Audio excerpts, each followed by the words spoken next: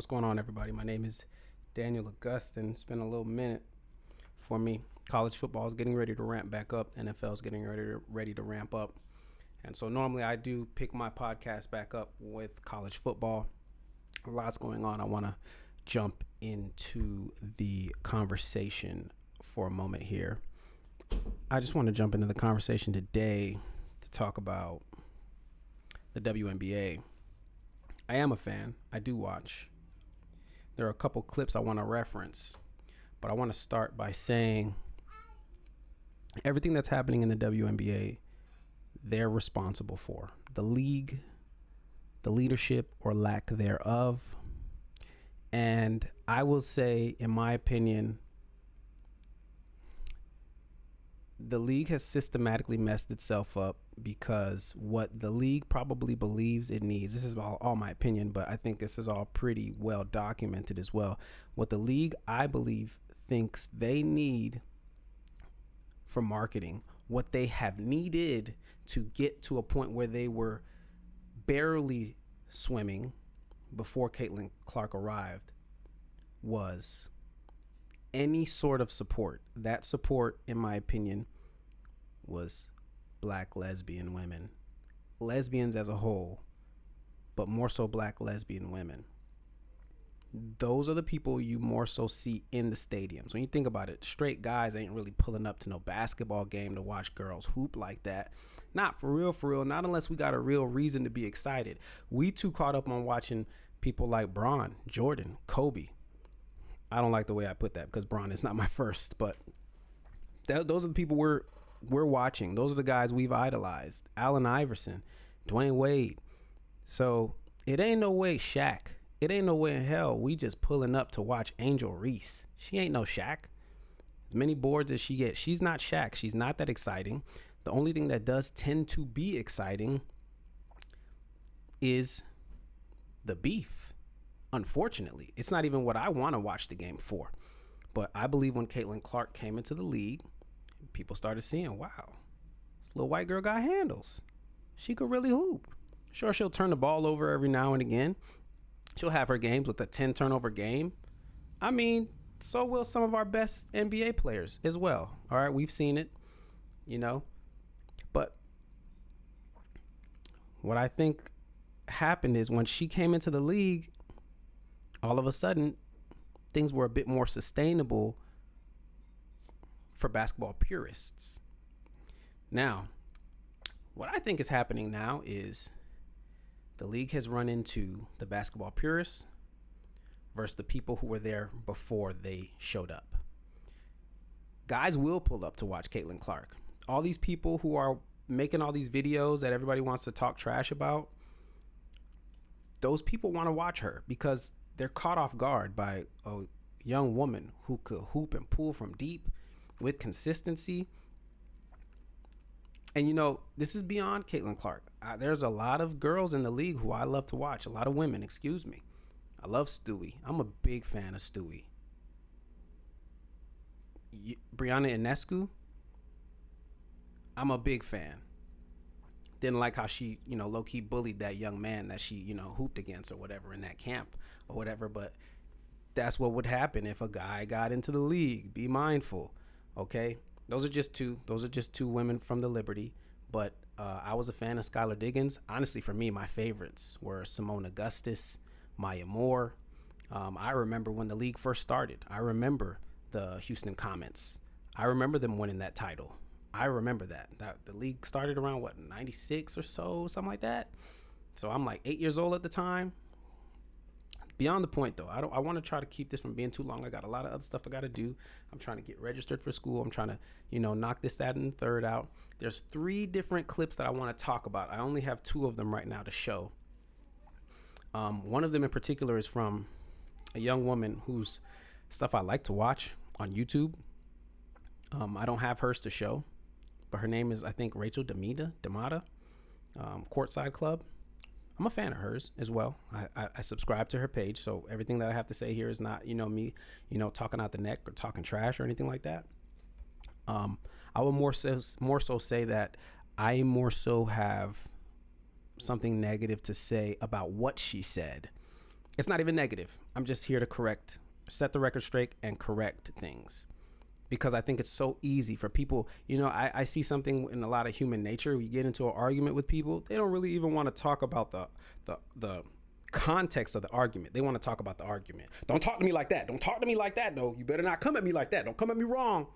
And people end up gaslighting you and not even talking about what the hell you're talking about to begin with. They end up just talking about the fact that you are addressing them or holding them accountable. And that's what ends up happening. And something that I see that keeps happening right now is Rachel has said it.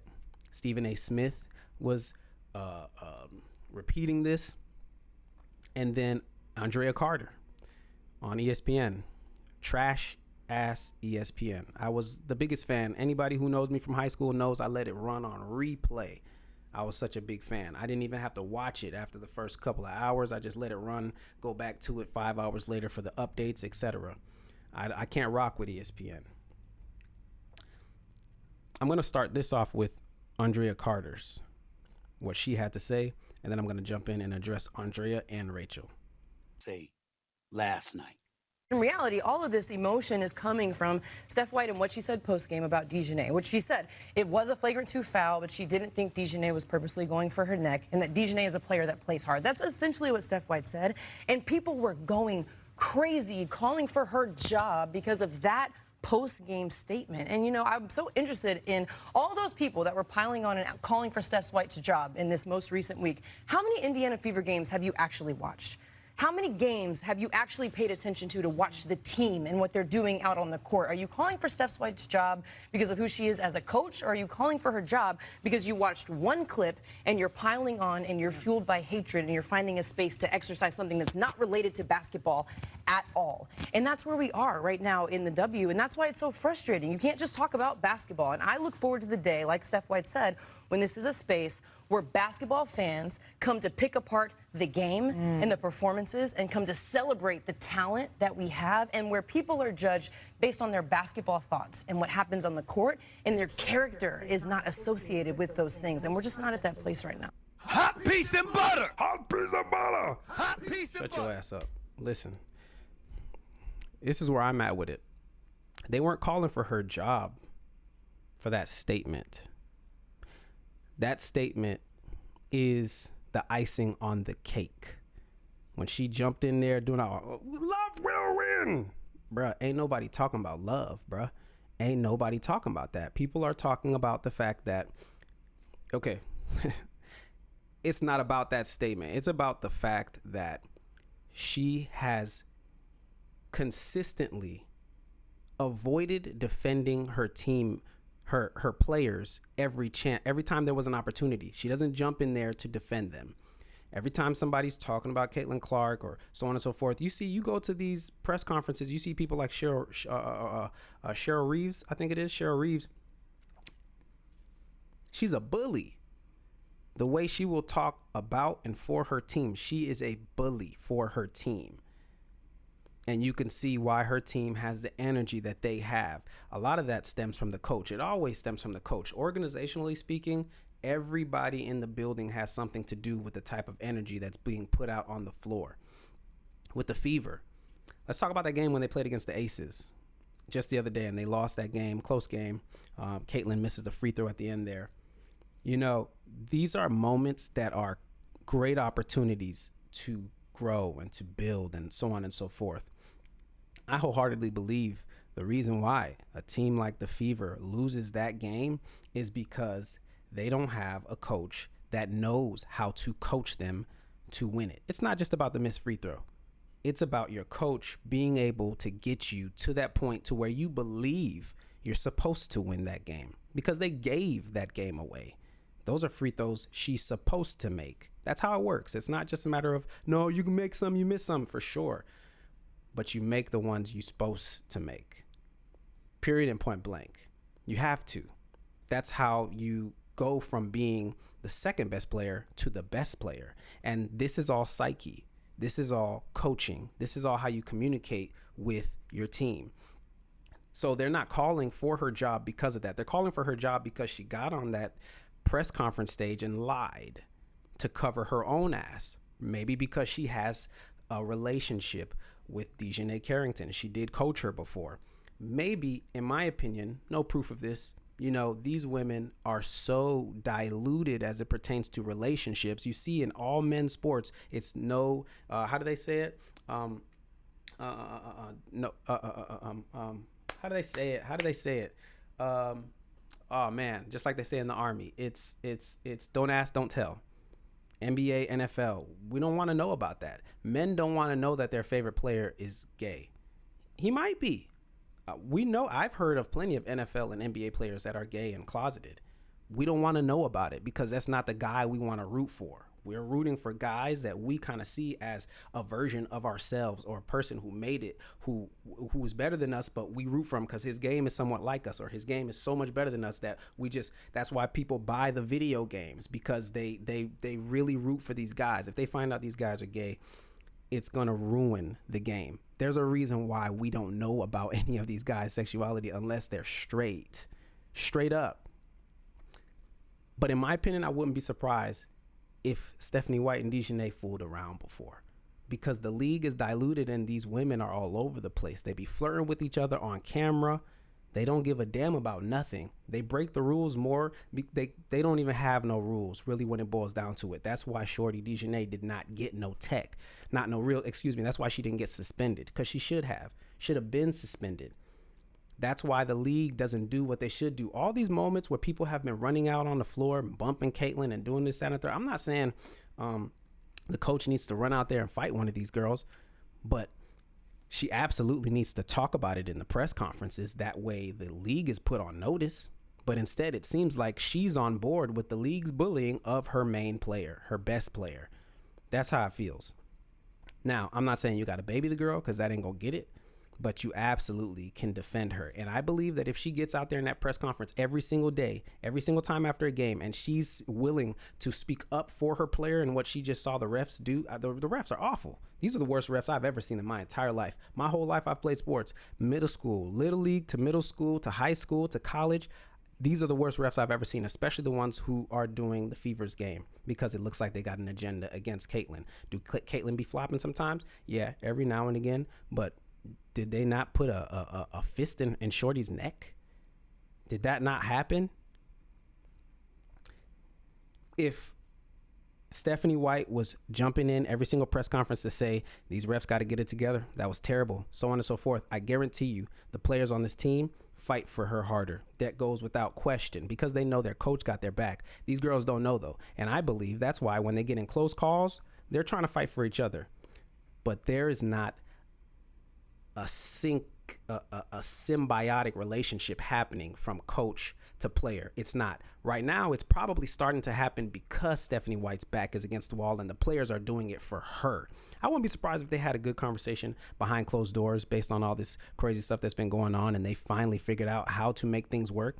I feel like when you look at Caitlyn and she goes in these press conferences, she's talking in these press conferences, it's like you can see she's overly professional. People want her to say more. People want her to be Sophie Cunningham. She's not. Gotta accept that. I ain't tripping off that. I think it's great that she's super professional and she's not calling it. I think she's not supposed to be calling it out, because that's not how it works. If it's a situation between my wife and me and somebody else, I don't want my wife handling certain dirty work. I'm going to be the one to get in there and do that. I'm going to be the one to handle that phone call or go in there and talk to that manager and so on and so forth, because you got to keep your face clean. Good cop, bad cop. That's how it works. And that's what your coach is supposed to do for you. So no, Andrea Carter, it's not a matter of that statement. Let me continue to address what she said. Now, let's move on. She says, how many games have you watched? I've watched a lot of games. Can't you tell? I'm not just sitting here just saying one person's name. I've watched a lot of games. What does that even have to do with anything? People think, this is to Andrea Carter and to Rachel, the model from the Courtside Club. People think that they can just get on here and just say, yeah, people are just talking about, this is Rachel's voice. Yeah, people are just talking about the league. And I'm not making fun of her. She's, she's got a good voice. But people are just talking about how, people just want to talk about this because it fuels their racial ideology and their racial biases, and it fuels their political stances. And here's the problem. The league established that. The league has made themselves a political league by way of rooting on trans people the way that they do, by way of them rooting on the LGBTQ community the way that they do. The NBA and the NFL ain't focused on none of that. I think the NFL is doing a little bit too much sometimes, but they're not focused on that foolishness. They focus on the game. When they had that whole situation where I think her name was Gabby Carter, when she was talking about, yeah, I welcome the a man in the league. And then she said something about,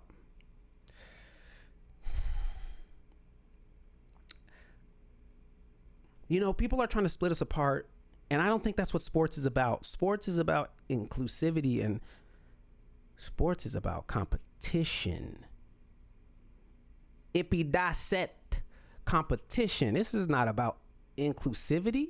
You know how many times you can go to a court and it's 11 guys out there wanting to play and one of them doesn't get to play? And what he got to do?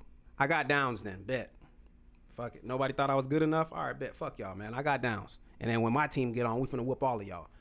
That's what sports is about. It's not about inclusivity. Let's continue.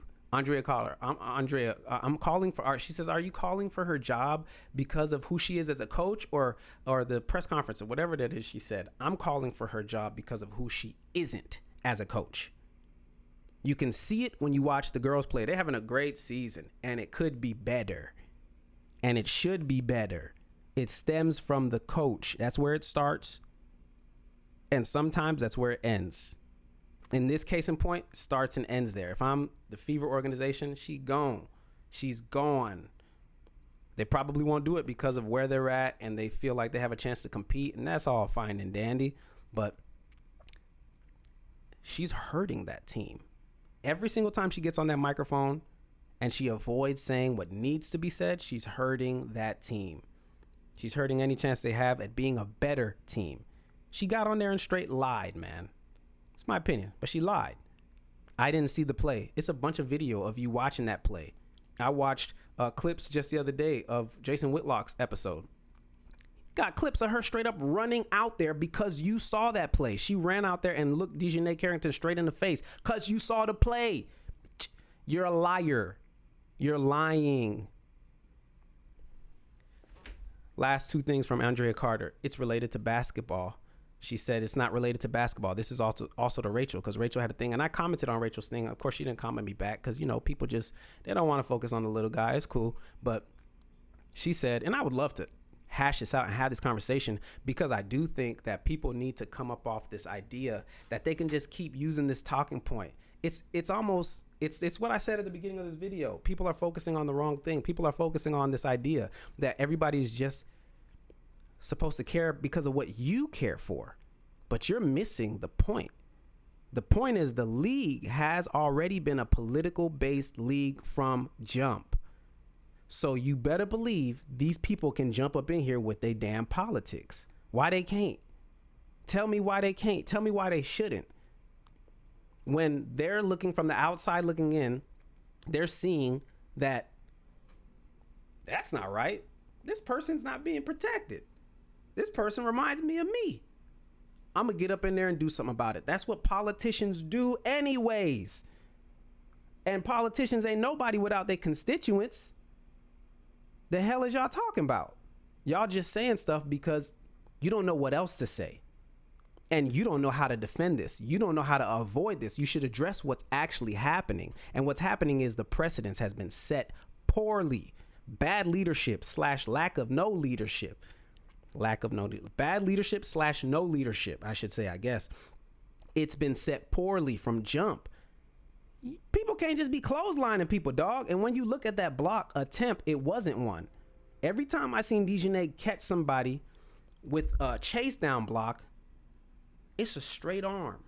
It's a straight arm. You can't block nobody like this. That don't make no damn sense. That, I've been watching wrestling for a long time. That's how you clothesline somebody. She went and double swiped and did this. You can't even see the girl face because she did it so hard. And you know, one thing I don't like about what Stephanie White said and did is the fact that it don't matter if you couldn't see it. Your player just got up, could have broke her neck. Luckily, she didn't. And she hit the bucket. I don't hear nobody talking about that. Shout out to Sophie for hitting the bucket anyway. But the girl got up. Was she not bleeding? You got to go and do something. You got to go and protect these women. You have to go and do that. And you really gonna come out there and say, I didn't see it. And the next time you come out there, you don't want to be open for questioning. You just want to pop off and say what you want to say. And you think people ain't finna say nothing? People finna say more, because you're not taking any accountability, which a lot of these girls don't do. A lot of these women, maybe I should call them girls, because a lot of them do not take any accountability. Anybody, Andrea Carter, Rachel, anybody who's getting on here talking about Stephen A. Smith, anybody who's getting on here talking about something, Yeah, focus on the basketball. how? Where's the basketball? It's not being played. Outside of the LGBTQ foolishness, why aren't y'all telling Cheryl Reeves to focus on the basketball, wearing a doggone shirt, talking about trans people matter? What are you saying? Excuse me. I don't even know why I got that upset just now. It's because I think foolishness is just so ridiculous, and you just get to say it because you got a platform. And because people come to your platform. And as long as you say it well and put a pretty face on ESPN to say it, it's going to sound believable. Andrea Carter said one more thing that I do want to address. She said something along the lines of like, And that's where we are right now in the W, and that's why it's so frustrating. You can't just talk about basketball. And I look forward to the day, like Steph White said, when this is a space where basketball fans come to pick apart the game and the performances and come to celebrate the talent that we have, and where people are judged based on their basketball thoughts and what happens on the court, and their character is not associated with those things. And we're just not at that place right now. she said she looks forward to the day where people are coming and judging the basketball. I do too. I think that day comes when you are fired, when you're no longer on ESPN, when you and people like you and Monica McNutt, the main haters that ESPN has. I don't know that ESPN tells y'all to be haters, but it's so interesting. Let me look at that panel one more time. It's so interesting to me that that entire panel was filled with black women, not a single white woman in sight. And that always gives these girls, I can't say her name right now because I told you I haven't been watching ESPN, but I am a fan of hers. I'm not even going to try. Chineke Abumike, I did try. Not good, I know. She don't be with that shit, though. Not that I recall. Not that I can remember. Malika Andrews, I don't recall. I've been taking so much time away from them. But Andrea Carter, for sure, she be with that sometimes. The other one, Monica McNutt, she be the worst. I think that's the time. That's when it'll happen. When you get people like Stephen A. Smith off of ESPN, if that ever happens, if and when, that's when people start showing up for the game. When he can be in his own bubble and people can focus more, because there's going to always be more eyes on ESPN. That's when they hire the right people. It's because you can't just fire her. You got to and then hire somebody else and act like it's a fresh face.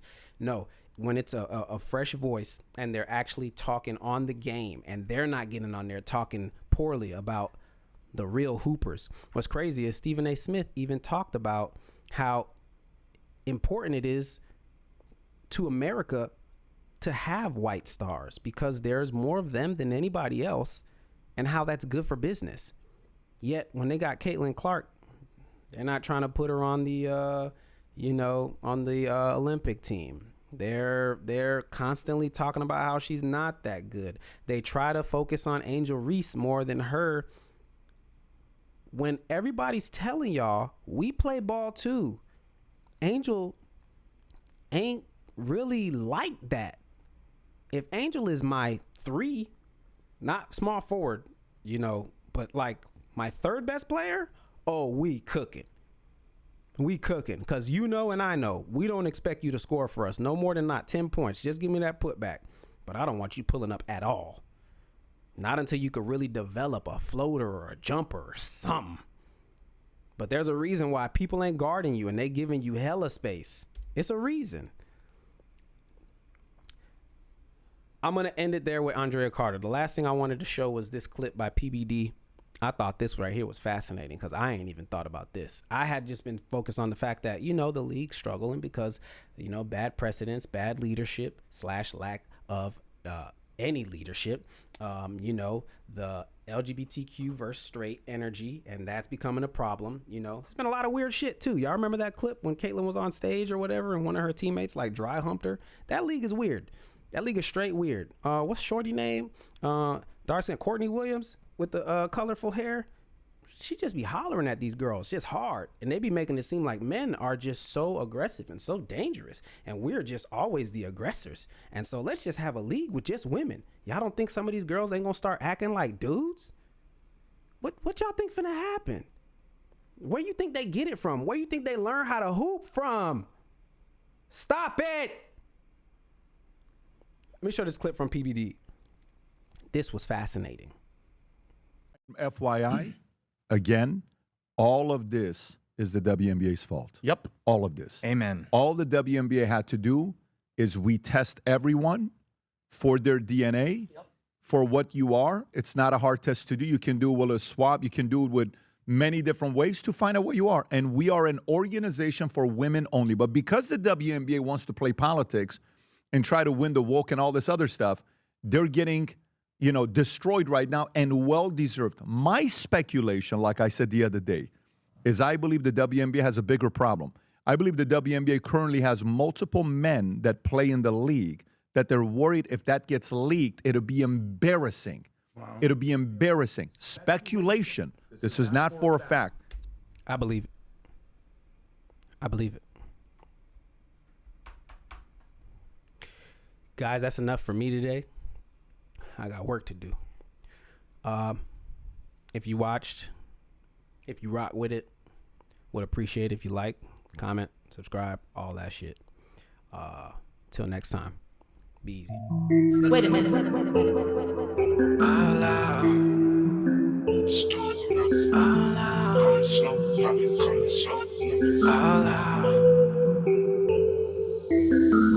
Call me so poppy, call me so poppy. Got the store rocking, got the store rocking. Let me know, I should what you hold.